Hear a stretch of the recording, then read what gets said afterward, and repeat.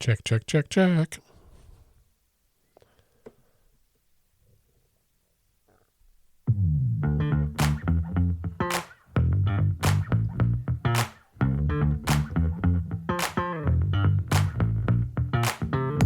Hello and welcome to Let's Pod This. My name is Andy Moore.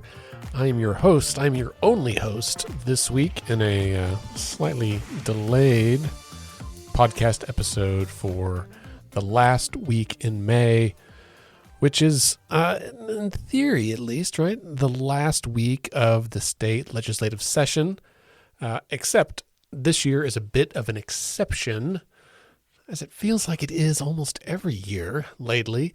The legislature did adjourn sine die, and that gave the governor a couple of deadlines. And let me back up. The legislature adjourned the regular session, the first regular session of the 59th legislature. They adjourned that sine die, as they are constitutionally required to do by the last Friday in May. And that means that all the bills they pass in those last 5 days go to the governor, and he has essentially 15 days to act on those. If he does nothing, then they are vetoed. They're pocket vetoed, or he can sign them, of course. And so he still has some time on that. I think that timeline is right. Good goodness, I'm trying to think back. I'm pretty sure that's right. And so that timeline doesn't actually end for another week or so. But there was also a concurrent special session, which is the first extraordinary session of the 59th legislature. And that also adjourned, not sine die, but they adjourned to the call of the chair. And they did that because the legislature, moved all of the budget bills into special session because they knew they couldn't get them passed before sine die. So they put them into the special session to give themselves more time. They sent those to the governor, and he had 5 days, which ended last Thursday. He had 5 days to act on those, to either sign them or veto them. And in that situation, it is not a pocket veto, it is a pocket signature. And that's exactly what he did to the budget. He didn't do anything. He let the budget bills become law. The budget passed without the governor's signature because he just chose to do nothing. Now, the governor has hinted or signaled or threatened to call the legislature back for a second special session sometime this summer, in order for them to do a very specific thing, and that is to pass a tax refund or a tax credit or a tax cut bill that he wants passed. Now, he hasn't actually called them to special session. I imagine he's trying to strong arm the leadership, neither of whom I think wants to come back for special session, so this just might not happen. So all that to say, regular session's over, special session's over, and right now we're still in that 15-day limbo period for about another week to find out if the governor is going to sign or veto some of the remaining bills that were passed at the end of the regular session. We'll have a more complete recap on this probably later this week, honestly. It's just been kind of hectic the last couple of weeks, and that's... Friends, that's actually why I sat down here at the mic to record this today. So normally, I think regular listeners know, we record on Friday afternoons. We've done that for several years. It's worked out fairly well most of the time. But I'm recording this on Monday afternoon, actually. And I don't have an agenda. I don't even have a full script. Truth be told, I actually asked ChatGPT to write me a script, and it, as most things that AI writes, was impersonal, factually fine, mostly, but very generic. And I think our listeners deserve and expect a little bit more. But the reason that I sat down at the microphone here in the Democracy Den today is to talk to you, one person to another, about I think something that a lot of us are feeling right now. And that something is like, I don't know, existential exhaustion, I think is the best term that I've come up with for it. I had a conversation with a colleague today about what's going on in their life. And, I know a bunch of people in similar situations. Kids are going off to college. Parents are sick.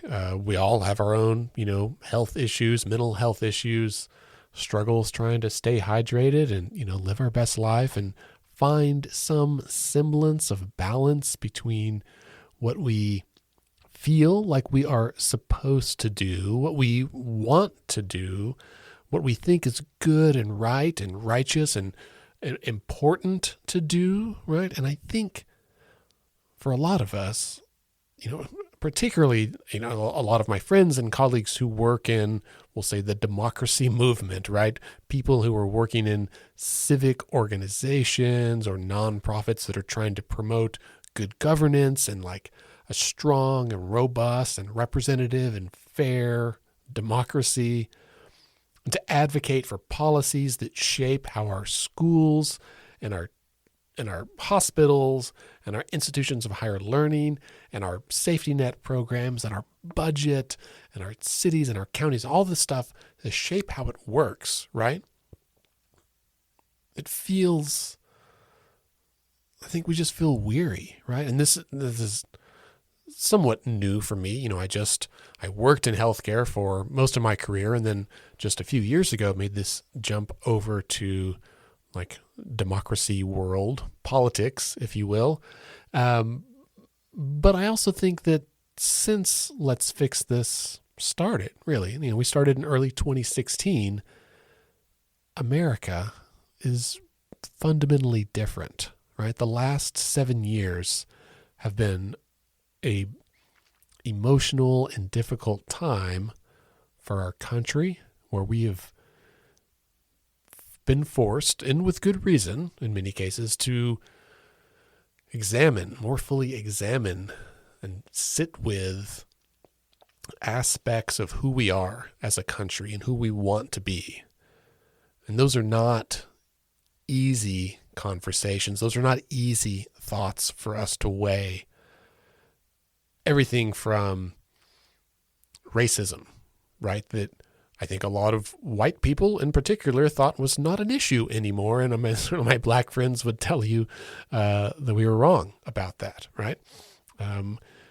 Looking back even to, May or June of 2020, following the murder of George Floyd and the Black Lives Matter protests that came out of that, and this larger, I'll say pro-equity movement, though it is not new and it is not near as broad or as equitable as I think any of us want it to be.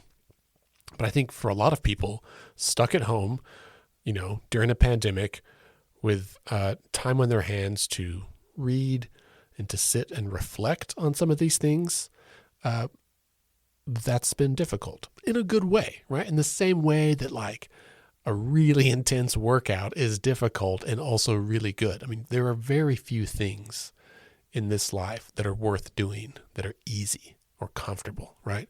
So stuff like that is difficult, but in the end, good. But so I'm trying to I'm trying to find the words to affirm that it is both good and difficult and worth doing, right? So if you feel like I somehow minimized or neglected to directly address your experience, I apologize. I'm just one person in a basement with a microphone.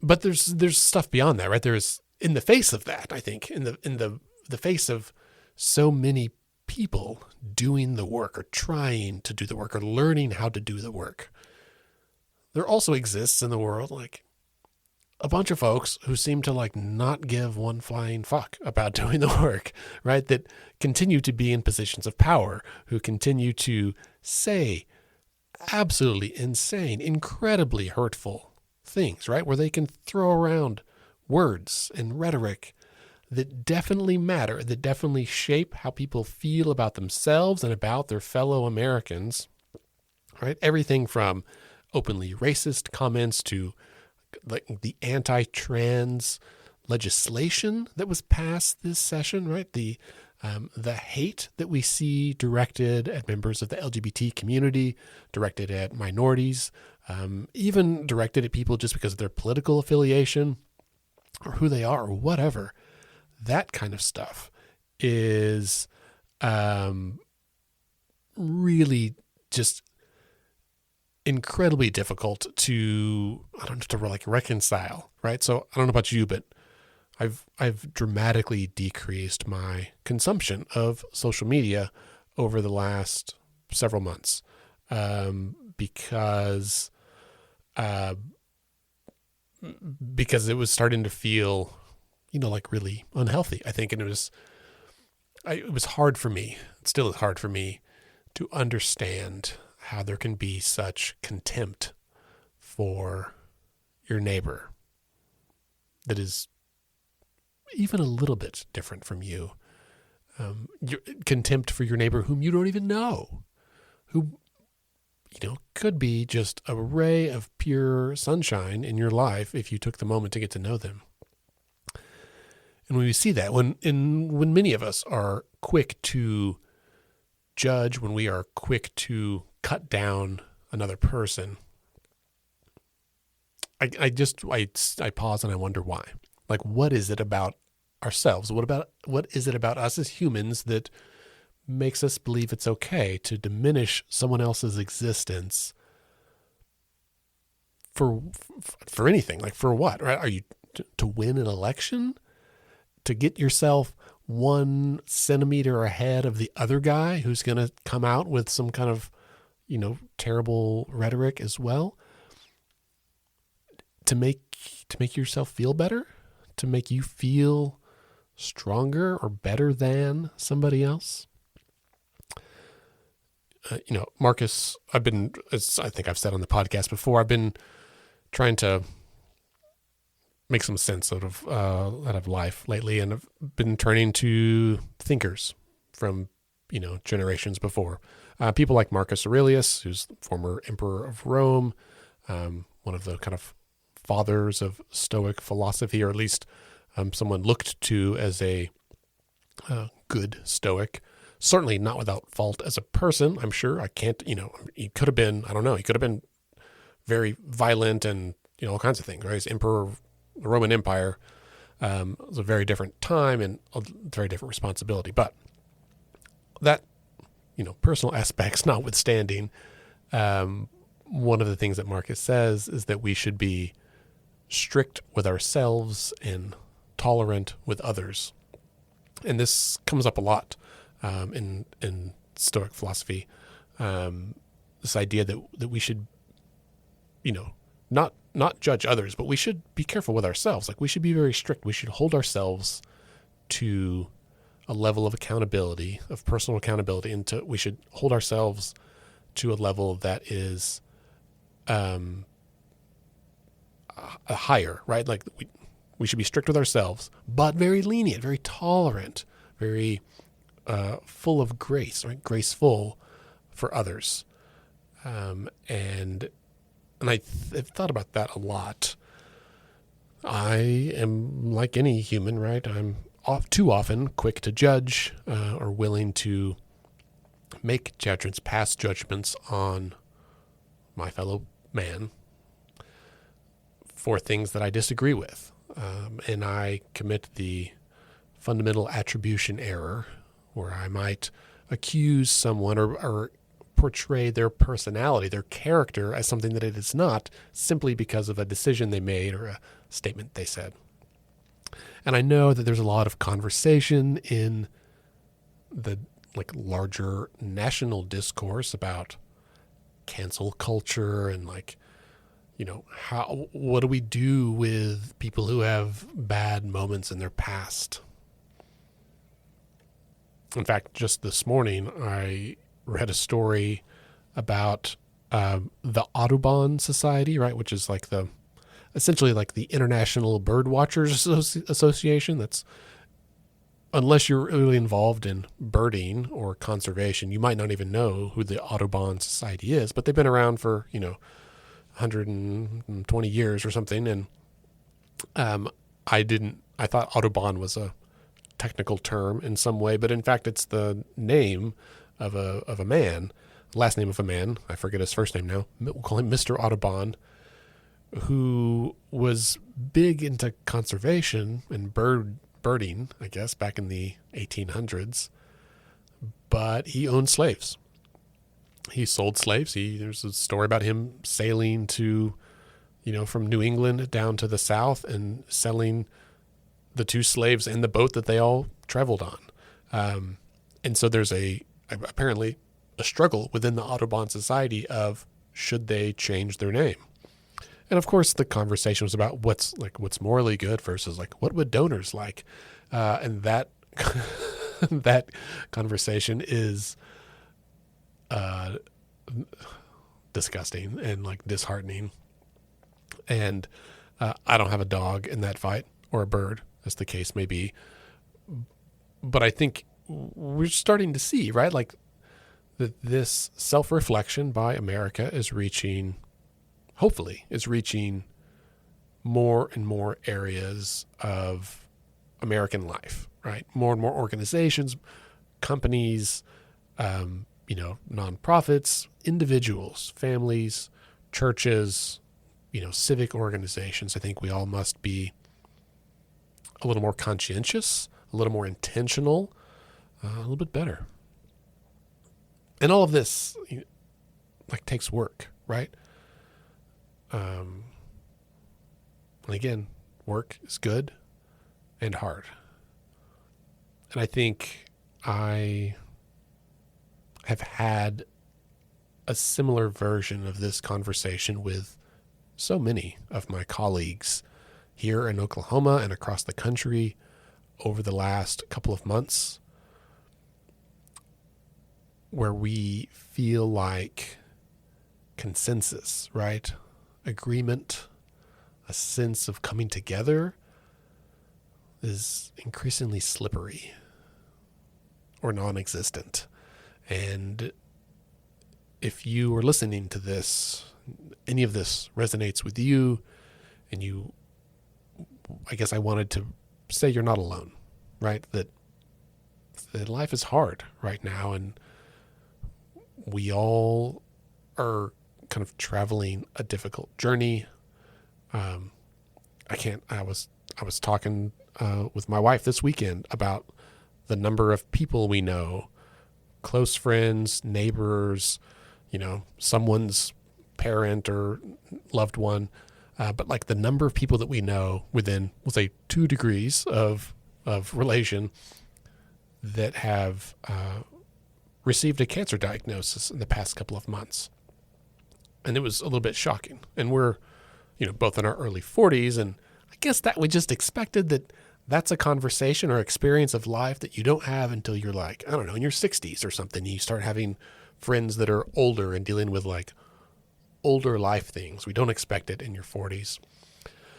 But it's here, right? We have fewer friends getting married and more folks getting divorced and having cancer, I guess is that phase of life. And certainly there are stresses and challenges for everybody, right? As I talked to our interns this semester and would hear from them of their challenges in college, many of those challenges are not just typical, what I would associate as typical college student experiences or challenges. They were big, heavy life decisions about, not just what they're majoring in or what their next paper is due, that kind of stuff, but how do I chart a career path in a field where some employers don't share my values, and how do I reconcile this work that I've been doing my entire high school and college life, and this formative experience. It seems like I'm way ahead of where a lot of organizations or companies might be, and what does that look like? And that was not something I thought of when I was in college. Gosh, that's a much heavier, more important conversation than I had to worry about. And so I think added to all of this, right, is this recognition that let me think. I I think I'd say I hope that there is a shared recognition among all of us, listeners, you and me, that we really are all in this together, and that while these are big, hairy, difficult, like nation building, shaping things that we're struggling with, we really are doing it together. And many times we're doing it alone, like individually, in our lane, in our office or our home where no one else sees. And it feels like a lot. It feels like too much. And you got to step away, and whatever you got to do. But you always come back to it, right? And I want you to know that we're all doing that. And there are times and ways for us to do it individually, and there are times and ways for us to do it together. And maybe an ask to you, listeners, is for you to join Let's Fix This, Let's Fix This Votes, Scott, who's not here, anybody else, right, who's working in this state on this stuff. Let's find ways to work together. And let's be additive to one another's efforts. Let's be complementary, right? You can provide compliments as well, but also complement with an E there. Like, how can we build up one another? How can we work together in a way that is lifting of all of these efforts, right?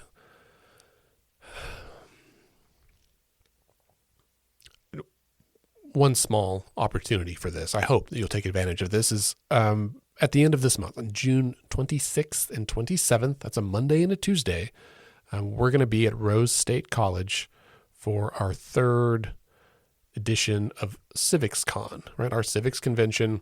This will be the biggest one we've ever done, right? We started this in 2020, and we were going to do it in person, but COVID showed up. So we did it virtually, and then we did it last year as kind of a small in-person event that was really focused on one specific topic of geocivics, right, which was like the intersection of geography and civics, which is really interesting, but it was a kind of a niche thing. But this year it's bigger, right? It's going to be 2 days. I've spent all day today emailing and responding to emails from speakers, and we should have a full schedule out. I'm hoping by the end of this week. With everyone kind of locked in on their time slots. But it's going to be really great. I mean, everything from how a bill becomes a law, advocacy, things like open primaries, issues about organizing in specific communities, specific issues, things like education policy, doing advocacy, representing like marginalized communities.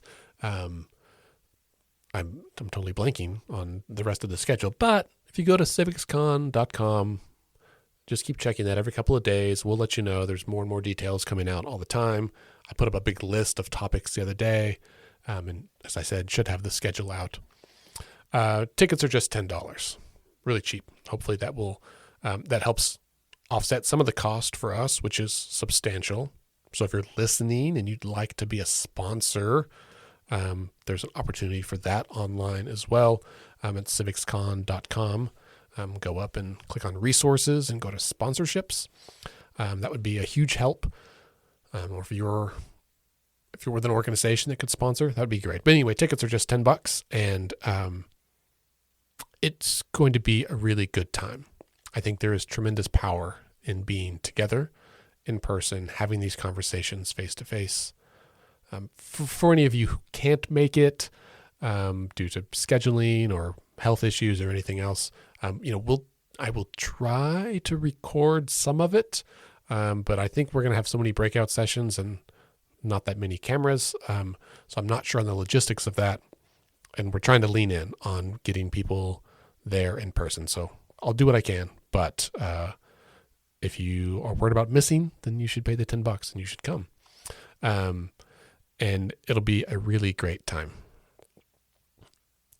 Beyond that, we'll be announcing soon about a canvassing program we're going to start this fall, likely in like August or September, where we need your help. Because while, a few hundred or a few thousand of you are listening to this podcast, there are tens of thousands of our fellow Oklahomans who feel like no one's listening to them, who are living their lives trying to raise their kids and go to work and buy groceries and just get by week to week, month to month. And we want to talk to them. We want them to know that people care and that their voice matters, right? So we're putting the finishing touches on a really great kind of canvassing program that is nonpartisan. It's not about a candidate or a party. It's really about the issues that matter most to Oklahomans, and the goal is to listen to what people have to say and to be there, right? We'll talk to them and share our stories as well, but it's about relationship building. It is about connecting with Oklahomans in a way that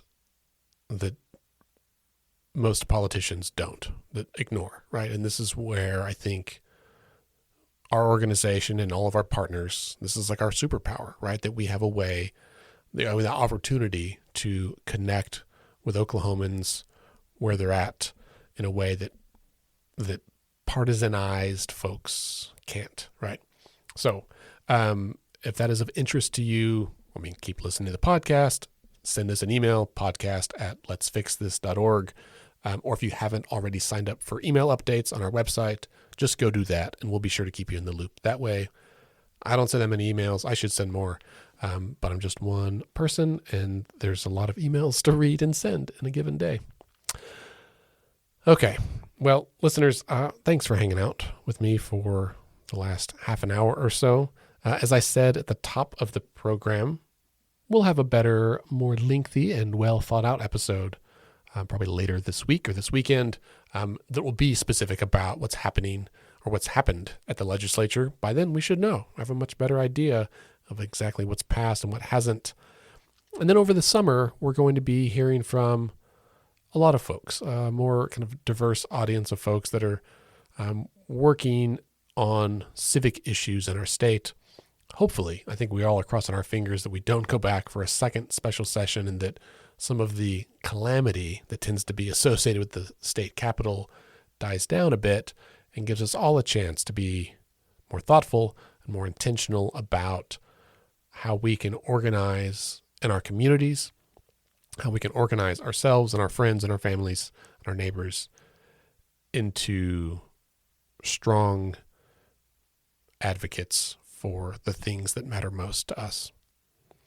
If you would like to be involved in this growth, in this process of connecting people, lots of ways to do that. I mentioned CivicsCon. I mentioned the canvassing program that'll start this fall, but also we're doing house parties. Like we would love, it'll be me, most likely, some of them are board, and some volunteers to come. You invite your friends, right? Invite 10, 15 of your friends to come to your house. Let's do a barbecue. Let's have cheese and crackers. I don't care. But I would love to come into your home or your backyard or your coffee shop or whatever you got and tell your friends about, and people in your network, tell them about how they can work with you, with us, all of us together to build a better Oklahoma. Right? There are lots of folks that want to be involved that aren't because they haven't been invited. And this is your invitation from me to invite people in your life that know you and trust you and say, hey, I know this person. They're really cool. They've got a good head on their shoulders. They're someone I look to for this information. This is your opportunity to share a little more information with them and help them get involved. So let's do that over the summer. I will go to 2 barbecues, 2 backyard things a week if I have to, but the time is now, right? So the time is now. Okay. On that note, we'll end this episode. Thanks for listening. Please go to 2 websites. One is civicscon.com. Check out all the information there, and then letsfixthis.org, of course, and get all the information there. Sign up for the newsletter. Stay in the loop. Have a good week.